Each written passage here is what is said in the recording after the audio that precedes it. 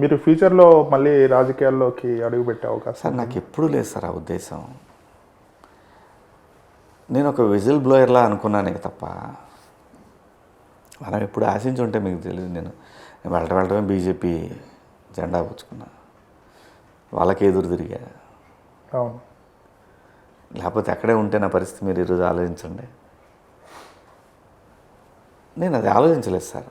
నాకు ఒక స్టాండ్ తీసుకున్నప్పుడు ఆ స్టాండ్ మీద నిలబడ్డాను.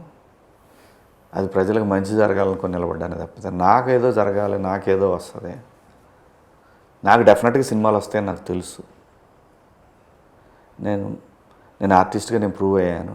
నాకు సినిమాలు రావని నేను ఎప్పుడు అనుకోలే.